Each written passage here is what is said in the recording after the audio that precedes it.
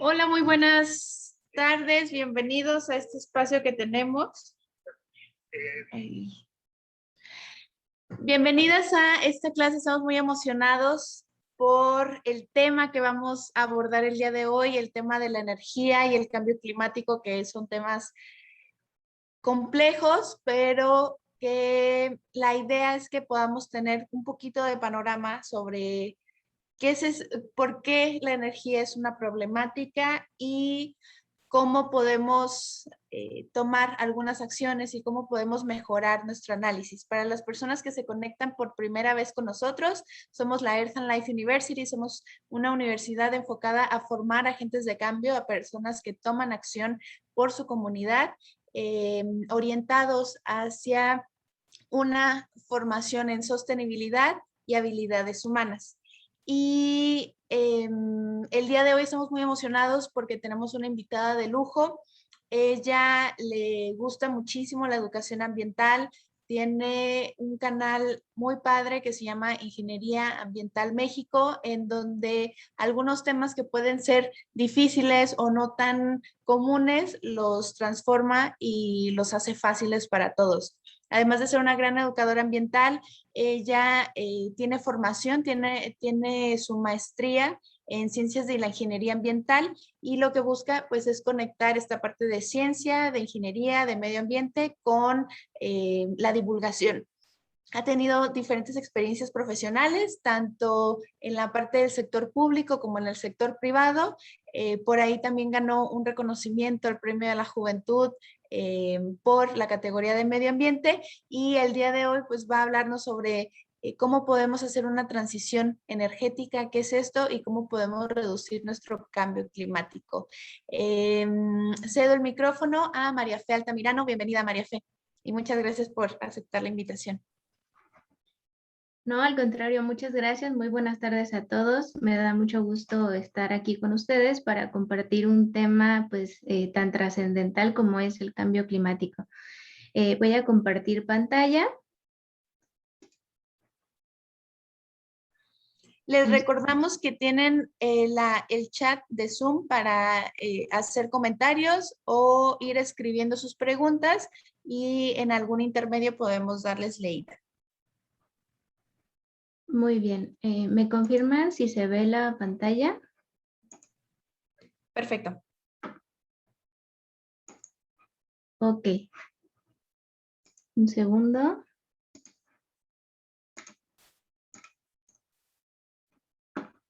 Listo, pues entonces vamos a entrar de lleno a este tema. Les voy a mostrar un poquito el panorama que vamos a estar viendo en esta masterclass. Primero vamos a empezar dando una pincelada general de qué está sucediendo, cuál es la crisis climática actual, cuáles son las perspectivas a futuro, cuáles son las diferencias entre una energía renovable versus una energía limpia. Vamos a ver en términos numéricos cuál es la energía que está produciendo México y el mundo, tanto en cuestión de fuentes fósiles como de energías alternativas, cuáles son los potenciales de México para generar estas fuentes de energía alternativas, los compromisos nacionales e internacionales que ha firmado México, y por último vamos con los costos ambientales, económicos y también sociales que tienen las energías alternativas. Y bueno, vamos a empezar primero con pues una noticia relativamente reciente del 9 de agosto. En esta fecha se emitió el sexto informe del Grupo Intergubernamental de Expertos sobre el Cambio Climático, que es el IPCC. Este grupo básicamente se conforma de muchos gobiernos, pero lo que hacen un grupo muy grande de científicos es poner al alcance de los gobiernos, de las industrias y de la sociedad en general información en torno al cambio climático, cuáles son las causas, las posibles repercusiones, pero también qué estrategias podemos adoptar en cuestiones de mitigación y adaptación al cambio climático. Este panel intergubernamental se fundó en 1988, tiene su sede en Ginebra, Suiza, y lo conforman 198 gobiernos. Y bueno, este sexto informe se basó o se fundamenta en más de 14,000 trabajos científicos, entonces pues tiene un peso muy grande en cuanto a respaldo científico de las evidencias que están mostrando. Les voy a dar nada más como los puntos más destacados de este informe, que de hecho el informe detallado todavía no se publica, solamente fue como un pequeño resumen y próximamente pues en la COP26 y en otros eventos de índole climática se va a dar a conocer mucho más, sobre todo el plan de acción que se va a tener para la mitigación y la adaptación al cambio climático. En primer lugar, este informe nos dice que muchos de los cambios observados en el clima no tienen precedentes, no solo en miles, sino en cientos de miles de años. Ya no hay duda alguna de que el cambio climático tiene un carácter antropogénico, si bien todavía a inicios de los años 2000 algunos agentes políticos adjudicaban los efectos del cambio climático o más bien el cambio climático en sí a causas naturales, pues ya no hay duda de que esto tiene un carácter antropogénico, aún cuando hay ciclos naturales de calentamiento y enfriamiento de la Tierra. Esto no tiene nada que ver con esos ciclos naturales. No existe prácticamente ninguna región en el planeta que no esté siendo afectada por el cambio climático, incluso las regiones más remotas en donde pues el ser humano no ha llegado o no habita, tienen también una repercusión ya por los efectos del cambio climático. A menos que las emisiones de gases de efecto invernadero se reduzcan de manera inmediata, rápida y a gran escala, limitar el calentamiento a cerca de 1,5 grados Celsius o incluso 2 grados será un objetivo inalcanzable. Y bueno, en esta lámina les muestro el panorama que hemos vivido en los últimos meses. Incluso la gran mayoría de estas imágenes que aquí les muestro corresponden al verano que acaba de terminar. Vemos, por ejemplo, en esta imagen un incendio forestal que fue muy sonado a nivel mundial en Canadá. Tuvieron alzas de la temperatura que casi llegaron a los 50 grados Celsius, lo cual es pues completamente inaudito para esa zona geográfica o para ese también para esa época del año. Nunca se habían registrado esas temperaturas que causaron devastaciones muy importantes. Tuvimos también el hecho de que en Estados Unidos, mientras una parte del país sufría extremas sequías y graves deterioros en cuanto a las actividades agropecuarias, y el otro extremo se inundaba, sobre todo algunos estados como Wisconsin, Michigan. Bueno, vimos esos dos polos, ¿no? También, sin irnos demasiado lejos, aquí en nuestro país, en la época de lluvia, más bien de sequía, vimos la desecación casi por completo del segundo lago más grande de nuestro país, que es el lago de Cutzeo, que se ubica en el estado de Michoacán. También vimos que llegaron cantidades sin precedentes de sargazo a todo el Caribe mexicano. Esta situación ya hemos visto claramente que se está incentivando o creciendo a tasas pues no antes vistas, puesto que justo a la mitad entre Brasil y África, ahí convergen las escorrentías de los agroquímicos que se están utilizando en toda la región del Amazonas.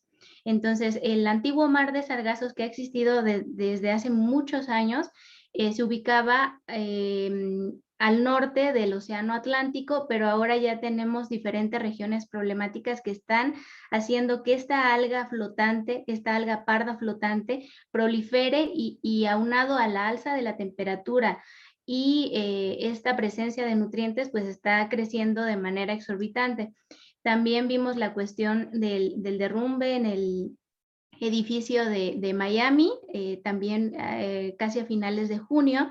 Esto, pues bueno, tiene una relación de alguna manera con el cambio climático. Sabemos que Miami es uno de los lugares en el planeta con mayor susceptibilidad al cambio climático, sobre todo por las subidas del nivel del mar. Entonces, además de hipótesis de fallas estructurales en el edificio, pues existe la teoría de que las constantes subidas en esta zona pues deterioraron la estructura del edificio, ¿no? Vimos también en el verano las granizadas muy fuertes en Francia y en algunos otros países de Europa, y el hecho de que en Madagascar se declaró emergencia humanitaria debido pues al cambio climático. Entonces, bueno, a todas luces están presentes los efectos. Sin más, hace 2 semanas vimos aquí en nuestro país también el caso de las inundaciones en Tula, que fue una situación muy terrible. El derrumbe del Cerro del Chiquihuite, quizás podrán pensar, bueno, esto que tiene que ver con el cambio climático, pero bueno, sin duda los fenómenos meteorológicos naturales pues van a incrementar en intensidad y en frecuencia, y al no tener realmente un buen ordenamiento territorial y que el hecho de que más de la mitad del país no cuenta con un atlas de riesgo, pues estamos mucho más vulnerables a estos efectos del cambio climático, y aquí lo estamos viendo claramente. Y bueno, ya un poquito más en términos numéricos, en este mapa podemos apreciar cómo ha ido cambiando la temperatura en los últimos 140 años. Vemos que hay zonas del planeta que han tendido a calentarse pues de sobremanera.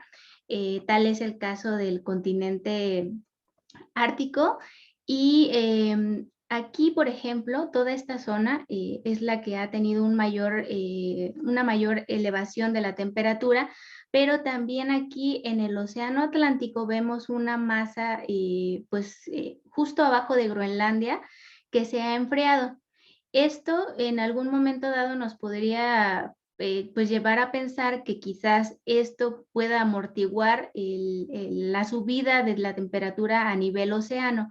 Pero recordemos que los cambios en los patrones de circulación oceánico también van a tener una repercusión a nivel atmosférico. Entonces, lo que ocurre en el mar o en la tierra está íntimamente relacionado, y pues bueno, este enfriamiento obedece evidentemente al deshielo que ha ocurrido en toda esta zona.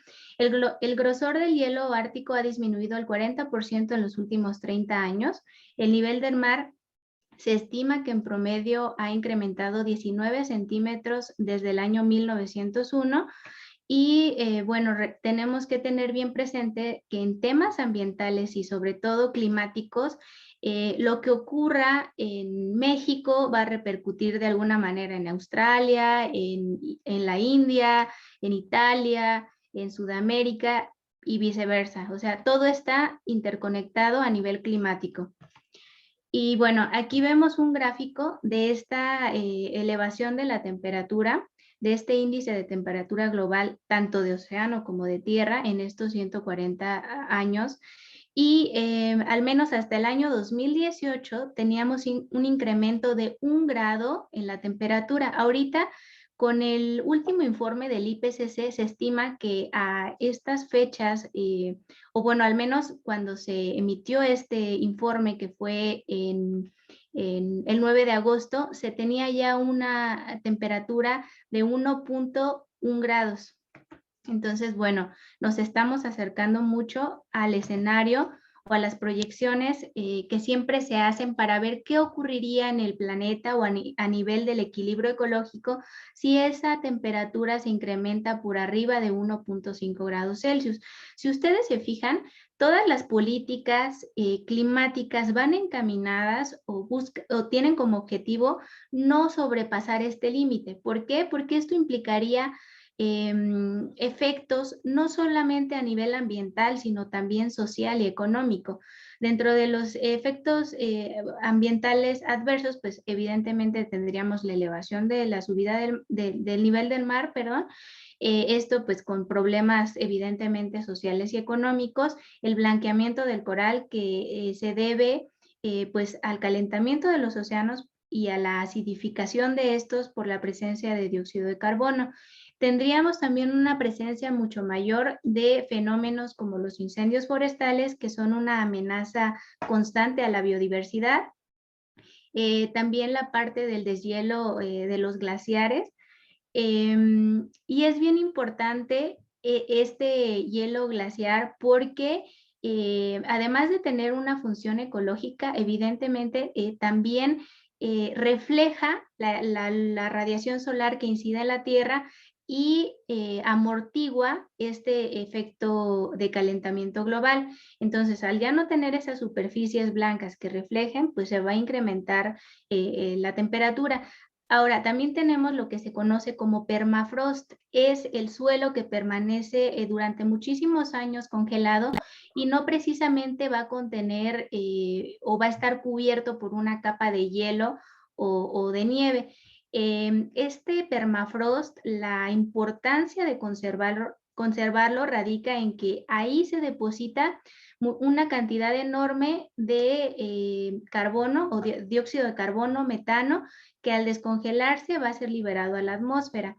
Aunado a que ahí en ese ecosistema existen hongos, bacterias, virus que han permanecido durante décadas o cientos de años ahí y no sabemos qué nivel de patogenicidad tengan estos. Entonces, bueno, esto puede venir a constituir o pues sí, a constituir pandemias como la que todavía estamos enfrentando pues hoy en día. En el aspecto social, pues también tiene una incidencia directa con la cuestión hídrica. Al tener un déficit de agua, esto viene a repercutir también directamente en actividades como la agricultura. Esto a su vez tendría una consecuencia en el alza de la canasta básica, incrementaría las cuestiones de desigualdad, desplazamientos, que ya es muy evidente en países insulares sobre todo, y bueno, no se descarta que este tipo de problemáticas incrementen el riesgo de conflictos bélicos por pues la situación ambiental, ¿no? Y bueno, ahora sabemos que el problema del calentamiento global y del cambio climático son directamente las emisiones de gases de efecto invernadero. Pero, ¿qué sectores son aquellos que contribuyen de manera más importante? Pues en primer lugar tenemos la generación de energía eléctrica. Por eso debe de ser un sector de atención prioritaria. También lo debe de ser el sector agropecuario y silvícola, que solamente va por debajo de esta generación de energía eléctrica. Luego tenemos la industria, el transporte, que también es un sector muy importante. Y en cuestión de emisiones de gases de efecto invernadero, recordemos que podemos tener una gran matriz de gases de efecto invernadero, pero los más importantes, no solo por su concentración, sino por su potencial de calentamiento global, pues son el dióxido de carbono, que se encuentra en un 81.2%, seguido del metano, que está en un 10.6%, luego vienen los óxidos de nitrógeno, los hidrofluorocarbonos, estos compuestos que, bueno, el premio Nobel de Química mexicano Mario Molina, pues mereció ese premio por el descubrimiento que hizo en torno a estos hidrofluorocarbonos, que estaban degradando la capa de ozono que precisamente nos protege de los efectos adversos de la radiación solar, ¿no? Y bueno, sabemos de antemano que el metano tiene un potencial de calentamiento global 25 veces mayor que el dióxido de carbono, aunque en proporción esté en mucho menor medida. Aquí podemos ver un inventario nacional de emisiones para México, en donde pues esta aportación de gases de efecto invernadero no dista mucho del panorama mundial.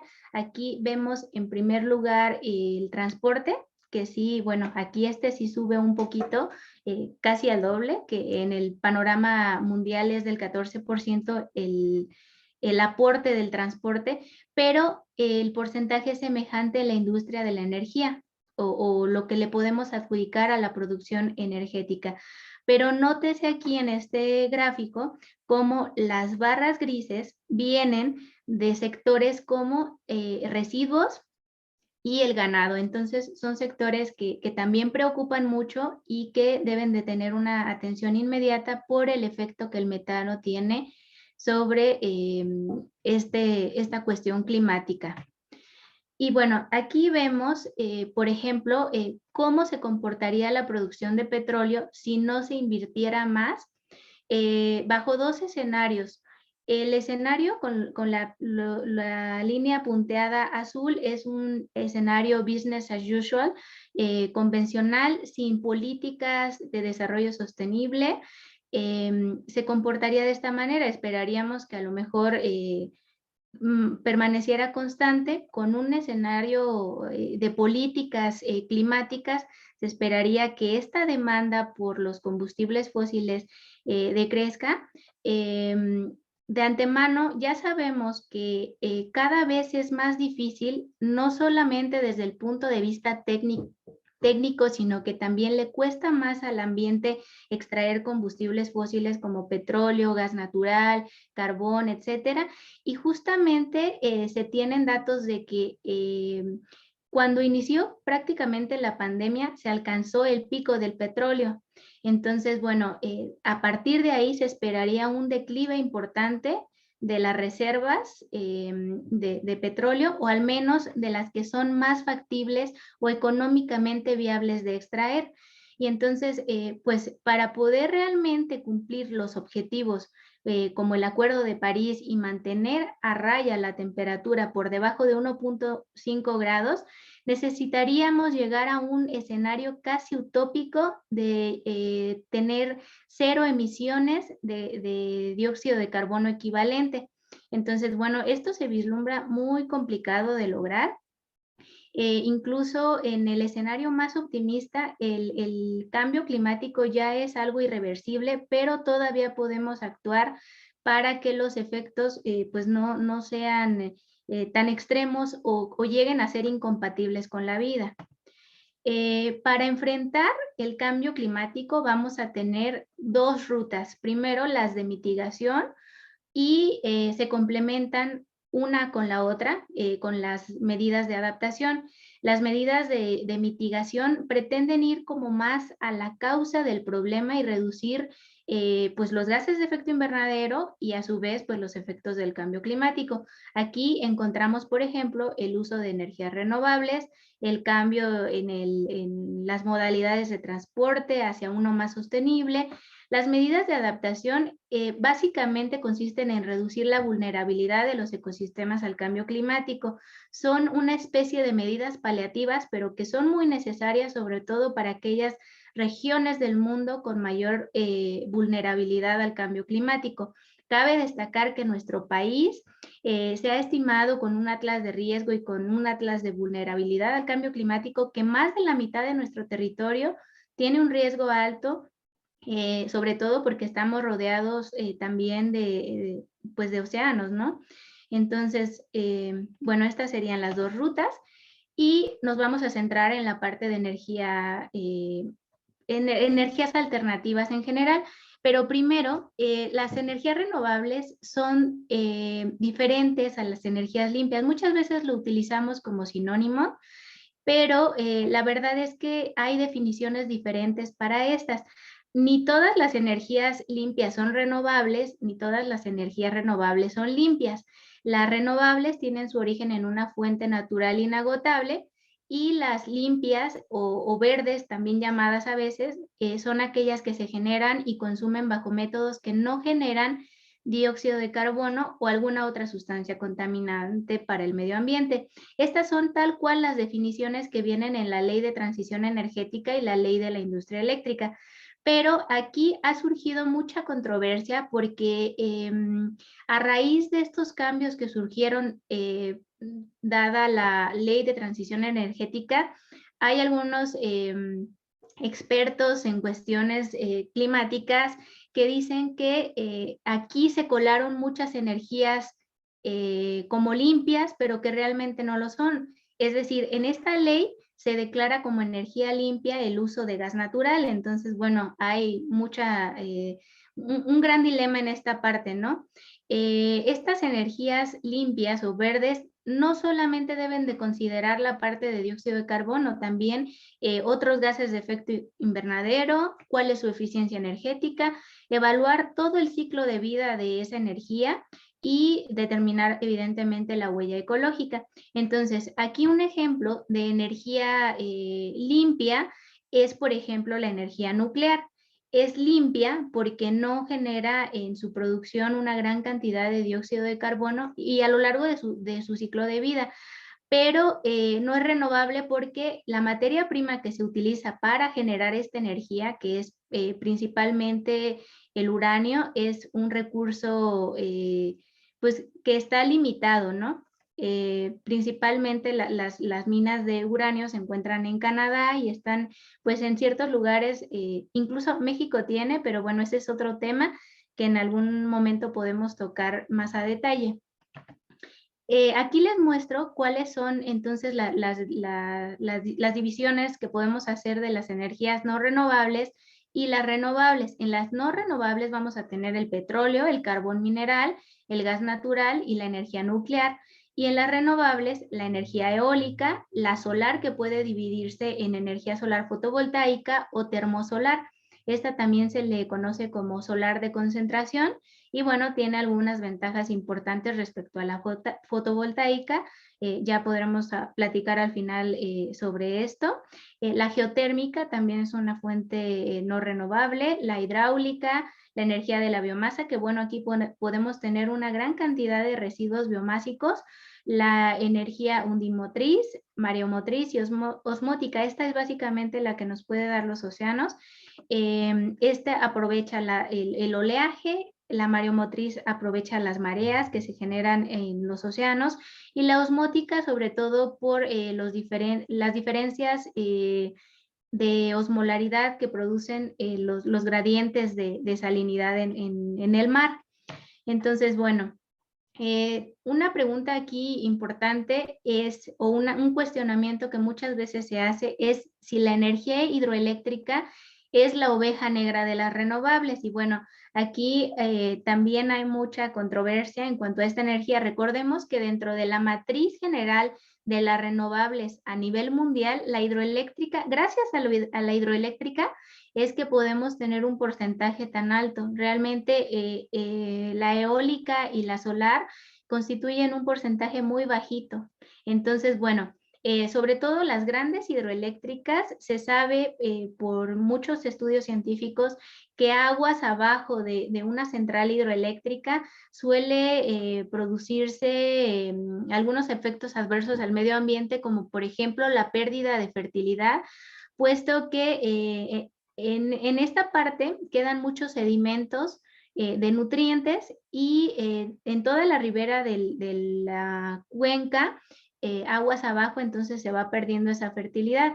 También estas grandes centrales hidroeléctricas tienen una emisión importante de gases de efecto invernadero, sobre todo metano, que al depositarse en el fondo y generarse condiciones anóxicas, pues van a estar generando este metano. Entonces, bueno, hay ahí algunas disyuntivas, algunos investigadores dicen que la energía hidroeléctrica es muy buena, muy eficiente, pero debe de hacerse a una escala que no impacte de esta manera. La energía nuclear, entonces, es una energía limpia, ya lo respondí en la diapositiva anterior.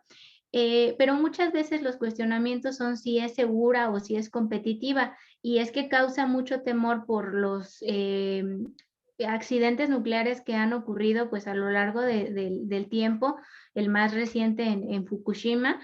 Y bueno, la respuesta es sí es seguro siempre y cuando se cumpla a cabalidad con todas las medidas de seguridad, aunque siempre va a haber factores externos que tal vez no se puedan controlar, como un sismo, por ejemplo, y que puedan poner en riesgo la seguridad de estas centrales nucleares. Es competitiva, desde luego que es muy competitiva, porque con una masa muy pequeña de uranio se puede producir la energía que con toneladas de carbón o de petróleo se producen por otras fuentes convencionales. Entonces, en el mundo están operando actualmente 444 reactores comerciales, todavía están 54 en construcción y 111 planeados, sobre todo en China, India y Rusia. Pero en temas de transición energética, la energía nuclear constituye una especie de comodín, porque para lograr realmente las metas que se tienen en cuanto a reducción de emisiones de gases de efecto invernadero, dependemos de esta tecnología. Pues la tendencia sería que se aproveche al máximo las plantas nucleares que ya están, se alargue su tiempo de vida útil, pero que ya no se proyecte en los próximos años más construcción de este tipo de centrales. O sea, está justo en esta transición, pero ya en un largo plazo no se visualiza que esta energía pues esté, digamos, dentro de la matriz energética como una de las principales. Y bueno, esta es la capacidad instalada por tipo de tecnología en nuestro país.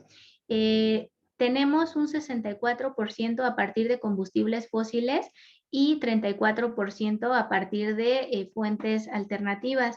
Entonces, bueno, esto nos habla de un porcentaje bastante importante. Estaríamos pensando que se va a cumplir con las metas que se ha trazado en transición energética a nuestro país, pero no precisamente estamos con esto llegando a cumplir los objetivos de emisiones, de bajar las emisiones de gases de efecto invernadero. Entonces, bueno, vamos a ver más adelante esta parte.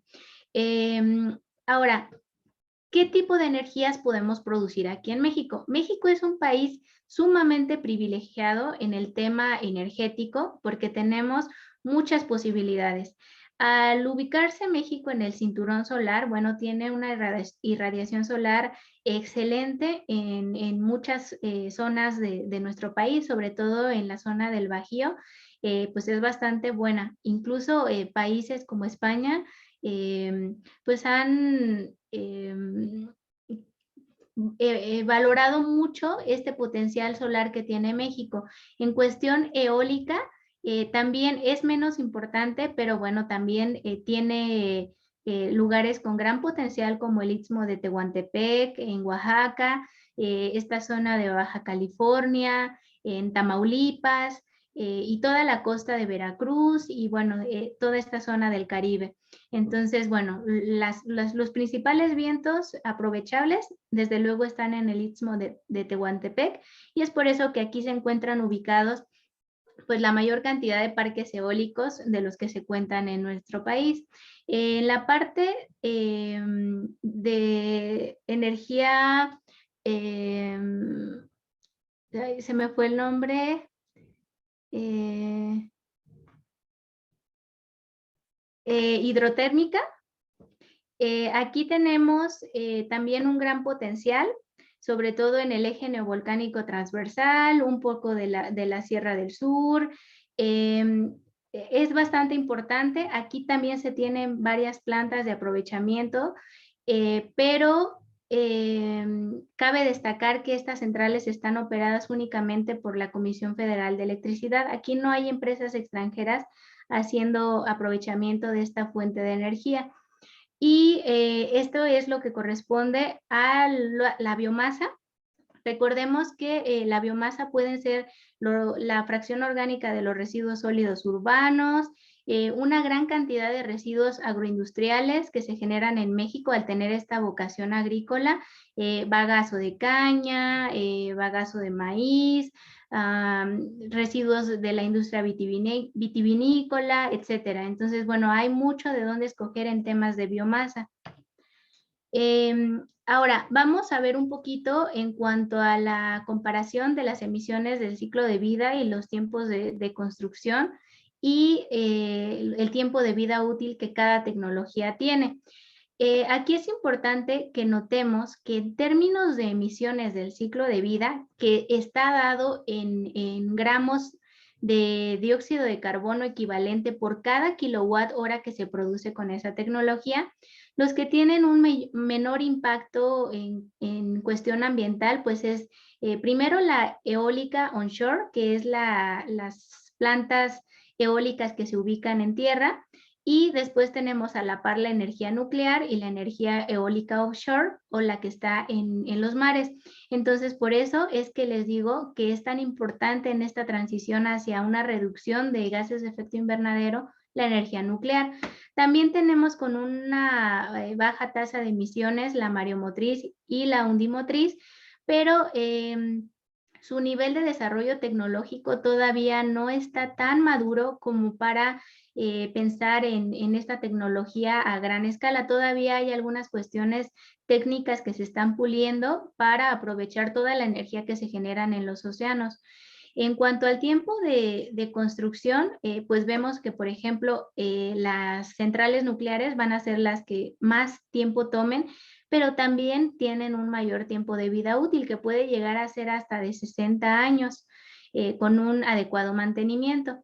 Las hidroeléctricas también tienen un tiempo bastante largo y en general la eólica y la solar tienen un tiempo promedio de vida de 25 años. Va a depender mucho de la tecnología específica que se instale en cada parque, pero bueno, más o menos 25 años. Y en este gráfico vamos a ver las emisiones del ciclo de vida para tanto las energías alternativas como las convencionales o fósiles. Y aquí este pico que destaca por tener una mayor cantidad de emisiones de dióxido de carbono, pues está el combustóleo. Entonces, bueno, el combustóleo es lo más contaminante que podemos tener para producir energía y entonces, bueno, esto ya no debería de estarse utilizando. Ahorita la cuestión apremiante que justamente se va a hablar en la COP26 es eliminar aquellas centrales eléctricas que estén utilizando carbón. Es como lo que urge en este momento también. Y bueno, todas estas que están enmarcadas en este recuadro verde, sería a las cuales tenemos que apostarles con fines de reducción de gases de efecto invernadero. ¿Ok? Y bueno, en cuestiones de costos, existe un parámetro que se llama costo nivelado de energía. Este parámetro se utiliza para poder comparar diferentes tecnologías que son pues tan diferentes entre sí y tan difíciles de comparar porque en cuestiones técnicas difieren mucho. Entonces, bueno, aquí en este costo nivelado de energía podemos ver claramente que la energía eólica y la energía solar fotovoltaica a gran escala, porque si vemos aquí, por ejemplo, la fotovoltaica instalada en techos solares todavía no logra competir con las fuentes fósiles o las fuentes convencionales para la producción de energía, pero ya a gran escala la fotovoltaica y la eólica incluso pueden resultar, dependiendo de las particularidades de cada parque, más baratas que las fuentes fósiles. Entonces, bueno, aquí vemos nuevamente este gráfico con los tiempos de vida útil y de construcción. Y estos gráficos son muy interesantes porque ambos parten del año 2009. En este caso tenemos cómo han ido modificándose los costos de la energía eólica y los costos de la energía solar desde ese año 2009. Y si se fijan, la energía solar partió de de un costo mucho más elevado que la energía eólica, pero su decrecimiento ha sido mucho más constante y sostenido y ha llegado incluso a ser más económico. Entonces, bueno, esto es bastante interesante. Se espera que en los próximos años todavía se incremente la eficiencia de estas tecnologías, sobre todo en la parte de almacenamiento, que es lo que falta poder trabajar para que pues tenga todo para competir ahora sí, tanto técnica como económicamente con las fuentes convencionales. Y bueno, los compromisos nacionales e internacionales que México ha firmado tanto en materia de cambio climático como energías limpias, pues son muy diversos. Primero, tenemos el Acuerdo de París, que se firmó el 21 de septiembre del 2016.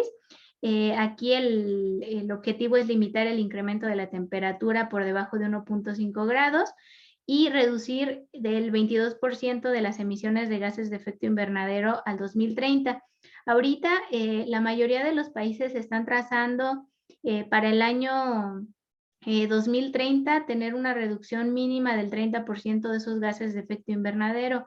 Hay algunos que van muy encaminados a lograrlo y otros pues que todavía falta mucho trabajo. La ley de transición energética también tiene metas muy importantes de producir el 35% de energía eléctrica a partir de fuentes limpias para el 2024 y que el 50% de esta generación eléctrica sea de fuentes limpias para el 2050. Entonces, bueno, con base en los datos que les mostraba en los gráficos anteriores, pues sí, probablemente vamos a lograr sin mayor problema este porcentaje. También se tiene la Ley General de Cambio Climático, que en esta se ha trabajado, la verdad, muy poco. Cada sector de los que les mostraba que contribuyen con la emisión de gases de efecto invernadero tienen programas sectoriales para disminuir estos porcentajes que se trazaron incluso en el 2020 para reducir esas emisiones, pero bueno, ya estamos en 2021 y no se ha visto de manera sustancial esta reducción. También se tienen contempladas en el Plan Nacional de Desarrollo la cuestión de las políticas energéticas, está también el Programa Sectorial de Energía 2020-2024, que tiene pues como objetivos organizar las capacidades científicas, tecnológicas e industriales que sean necesarias para la transición energética de México, elevar el nivel de eficiencia y sustentabilidad en el uso de energías, asegurar el acceso universal a las energías, pues para toda la sociedad, y también se tiene esta pues Agenda 2030, en donde pues convergen muchos objetivos. Sabemos que se constituye por 17 objetivos de desarrollo sostenible. El principal en términos de energía pues es el 7, que es energía asequible y no contaminante, pero de manera directa o indirecta hay otros que inciden en este. Por ejemplo, el fin de la pobreza, salud y bienestar, porque sabemos de antemano que la salud humana está estrechamente relacionada y es dependiente totalmente de la salud del medio ambiente. El objetivo 13, acción por el clima. El 11, ciudades y comunidades sostenibles. Y bueno, pues en este sentido, pues es un compromiso también internacional que se tiene y que México pues va encaminando sus diferentes estrategias hacia cumplir este tipo de objetivos. E incluso son objetivos que todas las empresas, universidades tienen muy presentes y que tratan de trabajar desde su trinchera en alguno o algunos de estos objetivos. Y bueno, es bien importante mencionar que ante cualquier pues proyecto de energías, aunque sean energías alternativas, hay muchas pautas a seguir. Es necesario hacer una evaluación ambiental estratégica, perdón, evaluación de impacto ambiental, que es diferente. Estos dos procesos son diferentes. La evaluación ambiental estratégica va mucho más a la etapa de planeación y a evaluar si el ecosistema donde se va a instalar una planta de este tipo tiene la capacidad de carga para sostenerlo. Desde luego es importantísimo el estudio de impacto social, porque muchas veces este tipo de proyectos se ubican en regiones, en comunidades indígenas que deben de ser tomadas en cuenta. Y bueno, la consulta indígena desde luego es muy, muy importante. Estas 3 imágenes que les muestro aquí corresponden al proyecto de Iberdrola en el Istmo de Tehuantepec. Y como pueden darse cuenta, pues las comunidades quedaron pues bastante inmersas en este parque. Ha habido mucha controversia también en cuanto al desarrollo, al tema de igualdad, de oportunidades laborales en torno a este tema, y les recomiendo muchísimo que vean el documental de la DW que se llama México y las energías renovables, impacto en los pueblos indígenas. Aquí muestran perfectamente el escenario o todas las aristas que tienen los proyectos de energías alternativas y que no siempre, lamentablemente, van a constituir un empuje hacia el desarrollo, sobre todo cuando estas comunidades no son tomadas en cuenta. Entonces, es bien importante y recordarles, yo siempre les digo, cualquier tipo de energía, incluidas la energía solar, la energía eólica, van a tener un impacto ambiental, a lo mejor mínimo en la parte ya de producción de energía, pero hay que ver más atrás, porque se extraen diferentes minerales, por ejemplo, en la energía solar fotovoltaica, que tiene un impacto bien importante en la minería a cielo abierto. Entonces, bueno, hay que ver todo el ciclo de vida y tratar de minimizar esos efectos para que pues la compensación ambiental realmente pues sea viable, ¿no? Aquí se ve un poquito borroso, pero también les recomiendo muchísimo ver el ciclo de webinarios de transición energética justa y sustentable. Así búsquenlo en Google. Van a encontrar una serie de seminarios muy interesantes con expertos de diferentes partes del mundo, enfocándose a que esta transición sea verdaderamente justa y sustentable. Y bueno, ya por último, en cuanto a este tipo de tecnologías, también es imprescindible que se contemplen planes de manejo para estos residuos.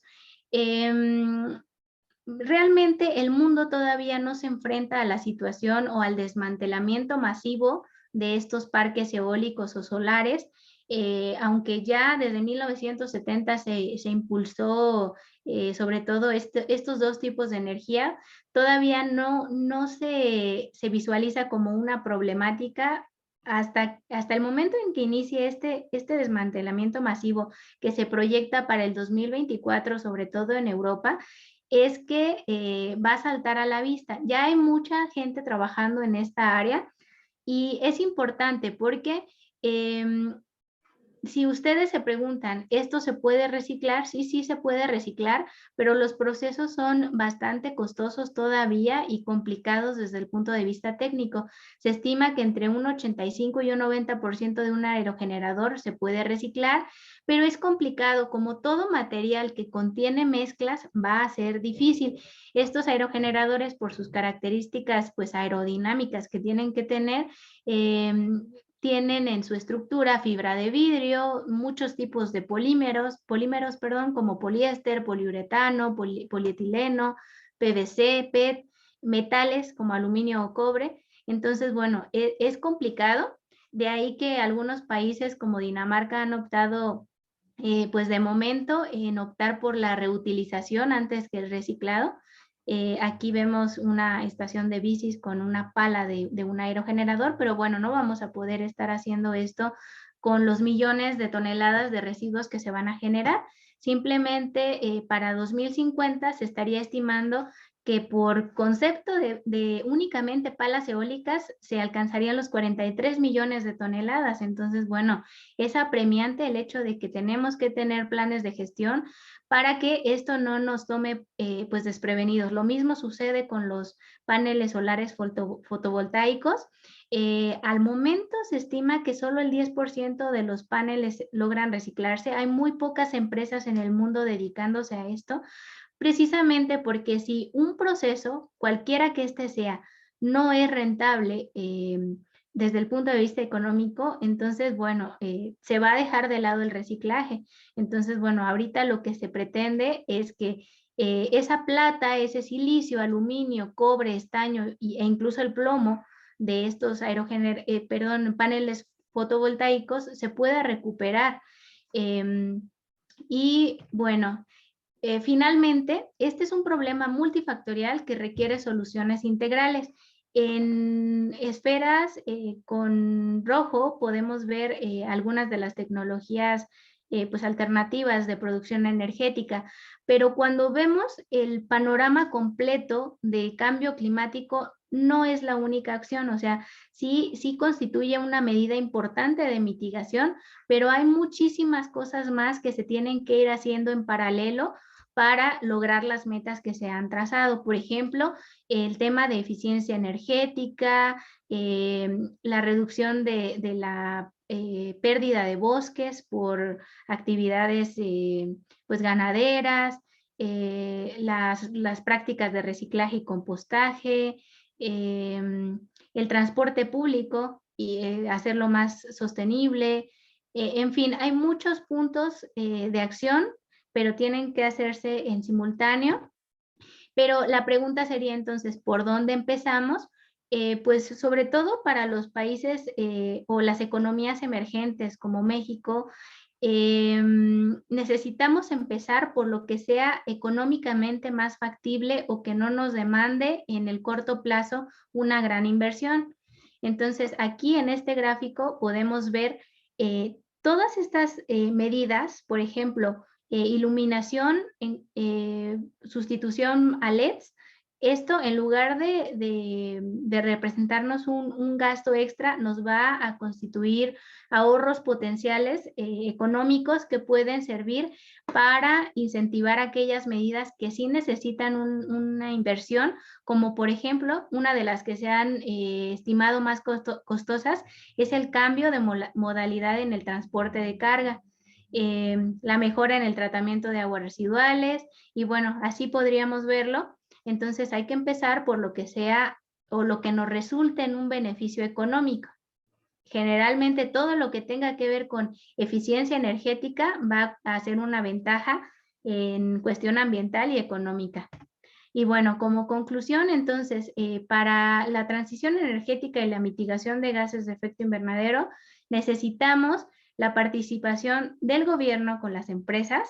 Necesitamos que se logren eliminar los subsidios a las fuentes fósiles. Mientras esto no suceda, va a ser muy difícil que salgan a flote las energías renovables o las energías alternativas y pues pasar esos subsidios o esos incentivos económicos a la parte pues sostenible de energía para que se pueda invertir en ella. Necesitamos diversificar la matriz energética de acuerdo a los potenciales que tiene México, que ya vimos que es muy grande.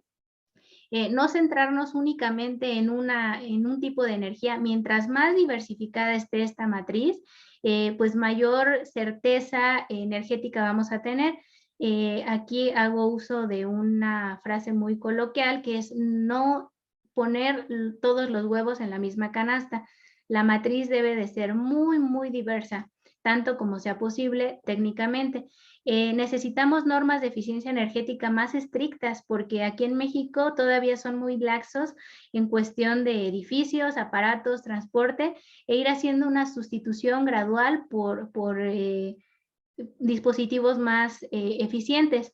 Necesitamos también apostarle a la conservación de los ecosistemas forestales, a las mejores prácticas agrícolas y ganaderas. necesitamos también invertir o seguir incentivando la investigación y el desarrollo tecnológico aquí en México. Se tiene pues un gran avance, pero todavía hay mucho. Miren, por ejemplo, les cuento rápidamente, los paneles solares fotovoltaicos en Querétaro, hay una empresa que los desarrolla en un 70%, pero el 30% restante todavía pues lo traen de China, porque en México no se ha desarrollado ese tipo de tecnología, además de que las mayores reservas de silicio pues se encuentran en Asia. Entonces, bueno, eso es un aspecto importante. Necesitamos también certeza jurídica y transparencia en la información. A raíz de pues, los cambios de gobierno, las empresas privadas tuvieron mucha incertidumbre.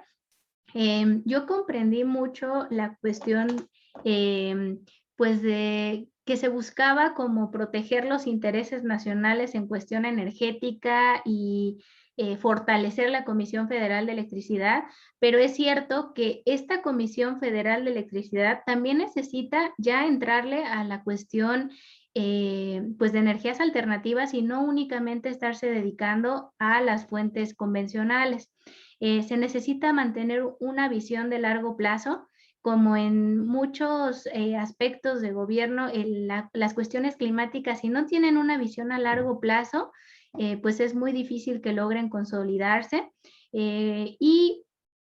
Por último, y no menos importante, necesitamos hacer un verdadero cambio en los patrones de consumo y pues un cambio de paradigma en el sistema actual que pues nos ha llevado sin duda a tener pues el consumo que estamos teniendo hoy en día y la sobreexplotación de los recursos. Entonces, bueno, es un aspecto que nos concierne a todas las partes, cada quien en su justa medida, pero bueno, pues eso sería todo. Entonces, quedo abierta a sus preguntas, comentarios.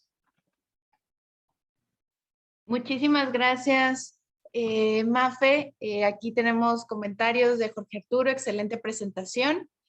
Natalia también comenta excelente información, muchísimas gracias.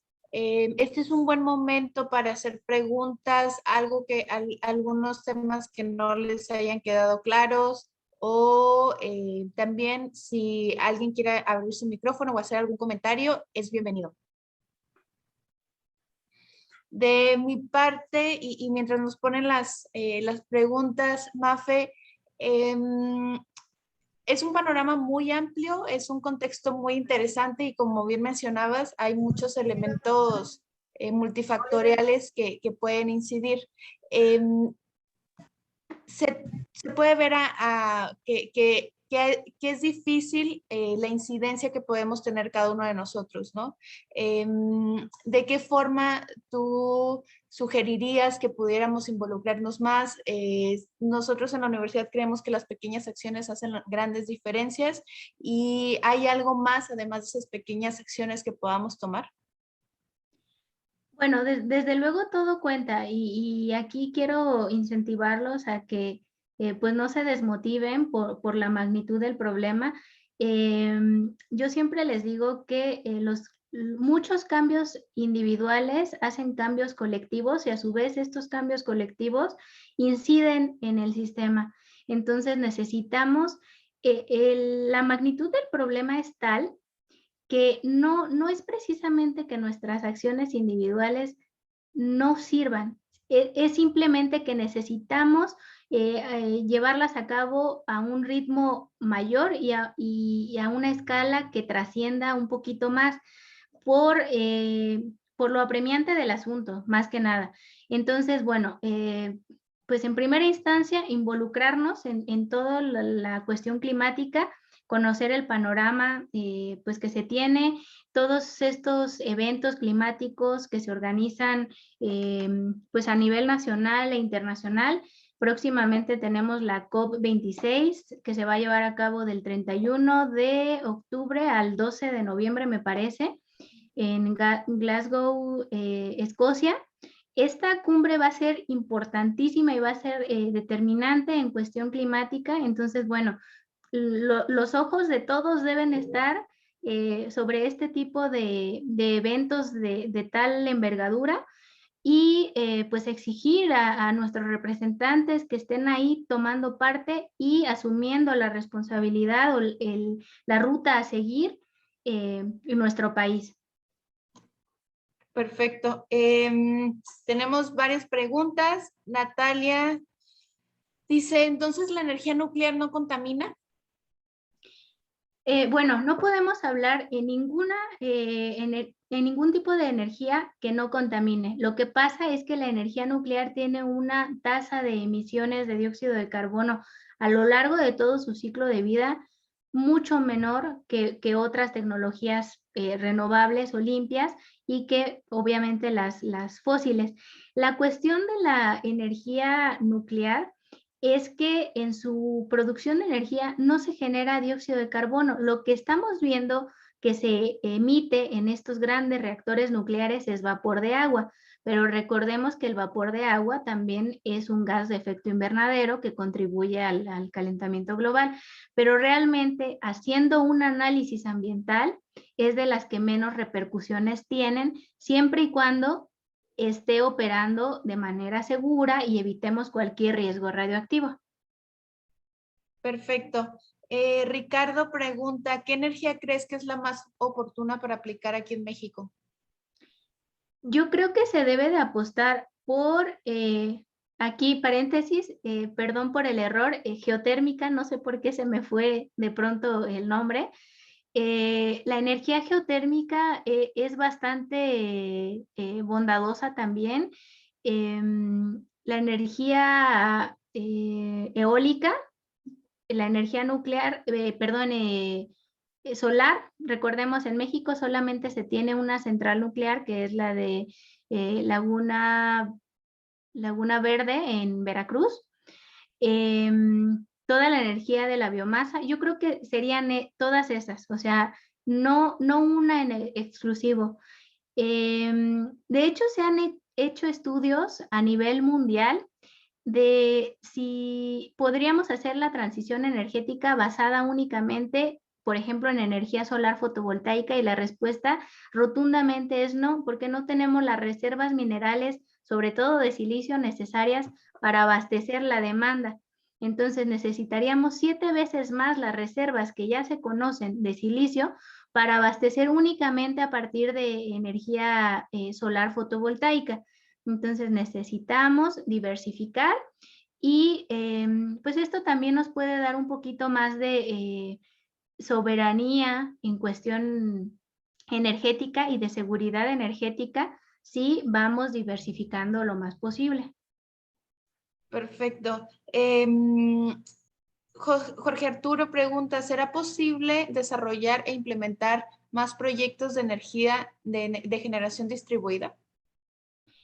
Bueno, aquí falta trabajar mucho porque ya les comentaba yo que una de las limitantes de la energía eólica y la solar es que precisamente no se pueden almacenar.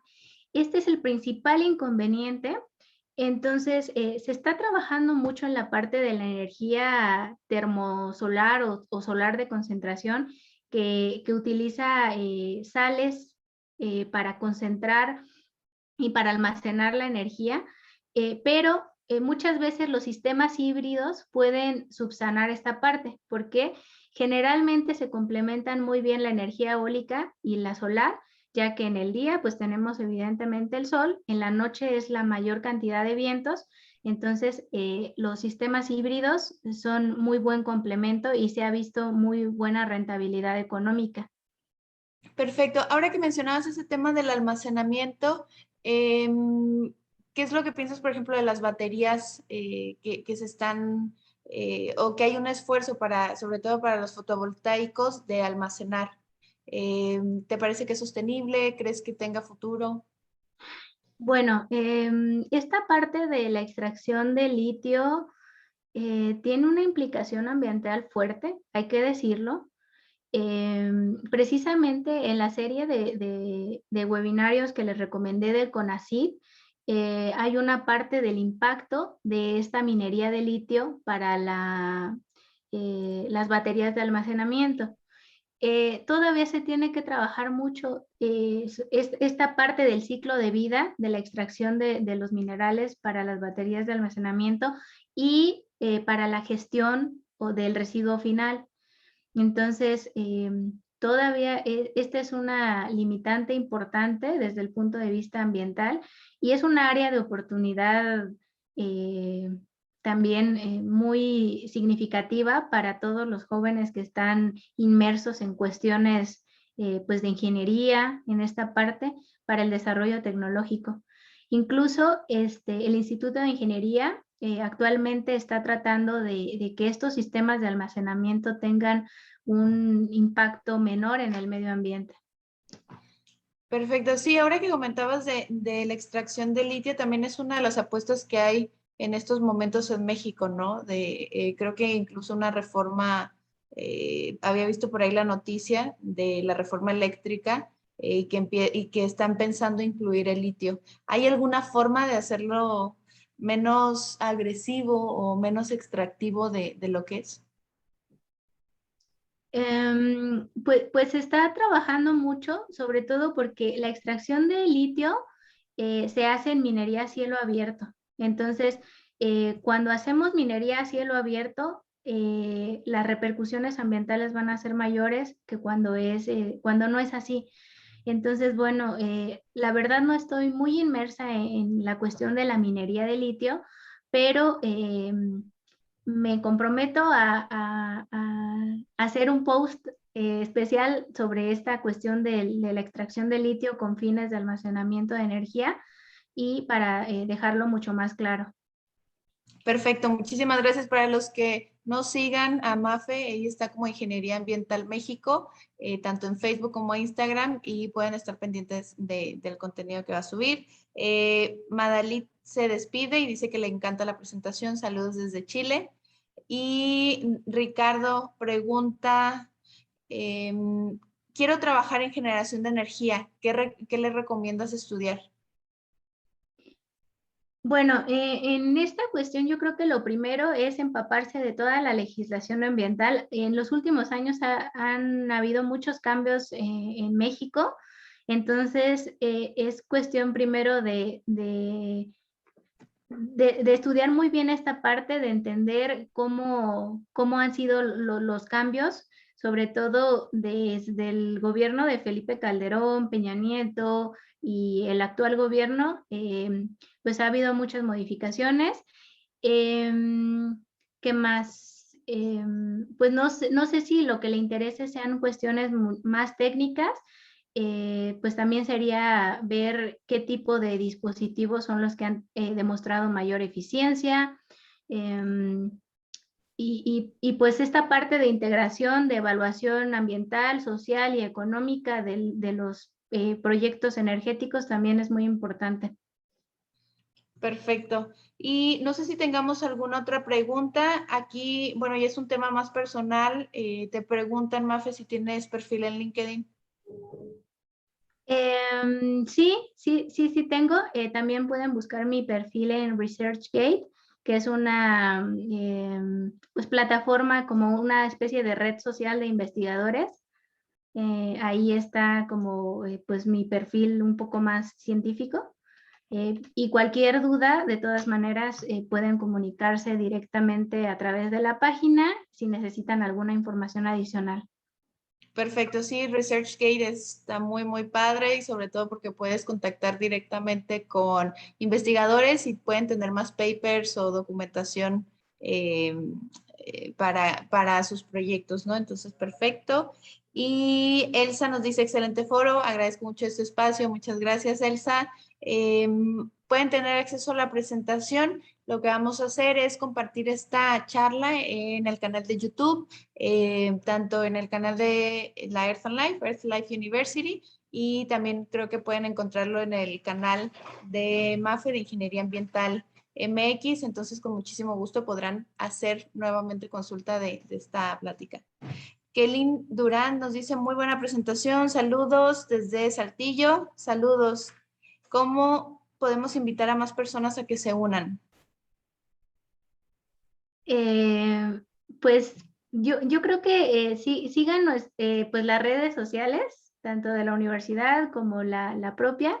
Ahí generalmente estamos compartiendo una serie de eventos que tienen que ver con temas ambientales, información al respecto. Entonces, pues compartir. Ahora las redes sociales pues tienen esa gran ventaja, ¿no? Que nos permiten llegar a muchas partes. Así es, de los contenidos de los que les llame la atención, pues eso, irlos compartiendo en sus perfiles y además recordar que si todos tenemos redes sociales, todos podemos ser una voz, todos podemos hablar de estos temas, todos podemos ir simplemente compartiendo estos aprendizajes que vamos adquiriendo y irlo expandiendo con nuestros familiares, con nuestros amigos.